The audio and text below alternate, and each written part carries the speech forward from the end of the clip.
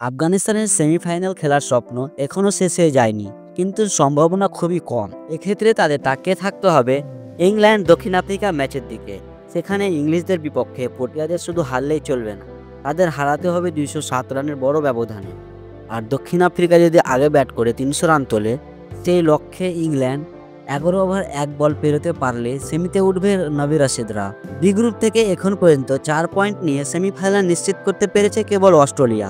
England ছিটকে গিয়েছিল আগে, আর বাকি থাকলো 2 দল, আফগানিস্তান ও দক্ষিণ আফ্রিকা। পয়েন্ট সমান 3 করে, কিন্তু নেট রান রেটে এগিয়ে থাকায় সুবিধা পাচ্ছে পটিয়ারা। তাদের নেট রান রেট 2.140। অন্যদিকে আফগানিস্তানের রান রেট -0.990। ফলে হারলেও সেমিতে ওঠার সুবিধা পাচ্ছে দক্ষিণ আফ্রিকা, যদি না তারা 207 রানের ব্যবধান কিংবা 11 ওভার 1 বলে ইংল্যান্ডের বিপক্ষে ম্যাচ হারে। চ্যাম্পিয়ন্স ট্রফির চলমান নবম আসরে এখন পর্যন্ত 3 দল সেমিফাইনাল নিশ্চিত করেছে। এ গ্রুপ থেকে আগেই সেরা 4-এ উঠে নিউজিল্যান্ড ও ভারত।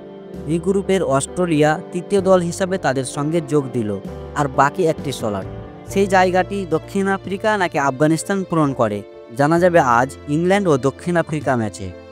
দর্শক, এখন এই পর্যন্ত।